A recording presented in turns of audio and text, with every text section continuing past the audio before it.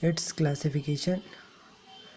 तो फ्रैक्चर क्या होता है? Breach in continuity of a bone due to application of mechanical force और other traumatic agent is called as a fracture.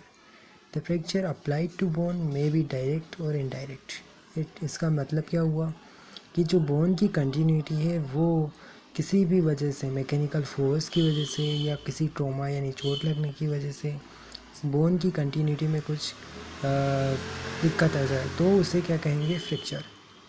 तो breach in continuity of bone due to application of mechanical force और other traumatic agent is called as fracture. The force applied to the bone में भी direct, force जो apply हो रहा है वो direct भी हो सकता है, इनडायरेक्ट भी हो सकता है।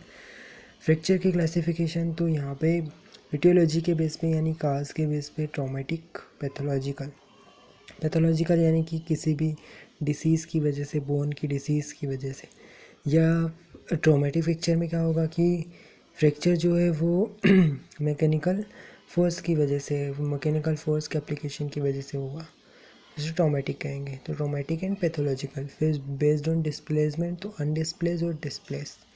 फिर एक्सटर्नल एनवायरनमेंट के रिलेशन में अगर सिंपल फ्रैक्चर, कंपाउंड फ्रैक्चर का सिंपल में क्या होगा कि जो ओवरलेइंग स्किन एंड टिश्यू, जो आप स्किन और टिश्यू है वो बोन से चिपके हुए रहेंगे, इंटेक्ट रहेंगे आपस में। और जो कंपाउंड फ्रैक्चर रहेगा उसमें जो ओवरलेइंग स्किन एंड टिश्यू है जो वो फट जाएंगे और जो इसकी वजह से जो एक्सटर्नल एक्सटीरियर के साथ कम्युनिकेशन करेंगे यानी बाहरी वातावरण में बाहर आ जाएगा वो। फिर based on pattern of fracture तो ट्रांसवर्स फ्रैक्चर, स्पाइरल, ओब्लिक और सेगमेंटल। तो इसका हम डायग्राम से देख सकते हैं। यहाँ पे ये जो ग्रीन स्टिक फ्रैक्चर है स्पाइरल, ठीक है, कम्युनिकेटेड, ट्रांसवर्स, कम्युनिकेटेड यानी कि एक्सटीरियर के साथ कम्युनिकेशन कर रहा, ट्रांसवर्स, फिर कंपाउंड एंड कंप्रेशन। तो हम देख रहे थे transverse fracture, spiral fracture, oblique और सेगमेंटल, ये सब है पैटर्न के बेस पे। डायरेक्ट फ्रैक्चर जो है उसमें क्रस, फोकल और पेनिट्रेशन। तो पेनिट्रेटिंग, डायरेक्ट, क्रस और फोकल ये सब डायरेक्ट है। इनडायरेक्ट में आ जाएगा एंगुलेशन, कंप्रेशन, रोटेशनल, ट्रैक्शन और वर्टिकल। ये 5 तरीके से होते हैं: एंगुलेशन, कंप्रेशन, रोटेशनल, ट्रैक्शन और वर्टिकल।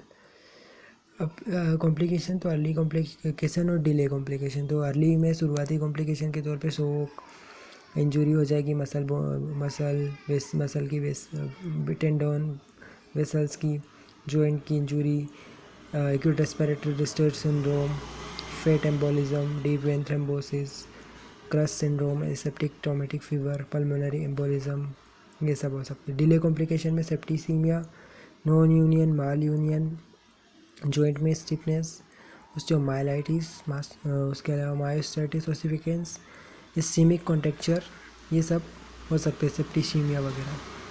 अब मेडिकल इंपॉर्टेंस क्या है इसका? तो fracture of bone constitute grievous hurt, ये सारे ग्रीवियस हर्ट में आते हैं। यानी कि वो ग्रीवियस हर्ट क्या होता है? जिसकी वजह से बॉडी को हार्म पहुँचता है किसी भी इंडिविजुअल को।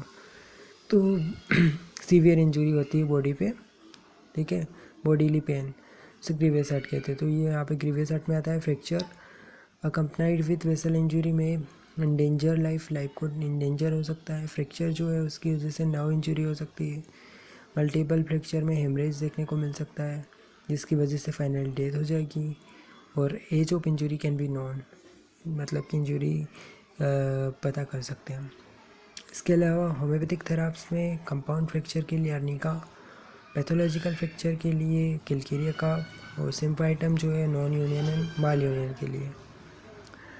अब फ्रैक्चर जो अगर स्लो यूनियन हो रहा है बोन्स का तो उसमें कैलकेरिया फोर्स। हाइपेरिकम जो है वो अगर बोन में नर्व इन्वॉल्वमेंट है फ्रैक्चर में तो उसे हाइपेरिकम। फिर अगर एक्यूट फ्रैक्चर में अगर रिलीफ पाना है तो यूपिटेरियम परफोरेटम भी सोच सकते हैं।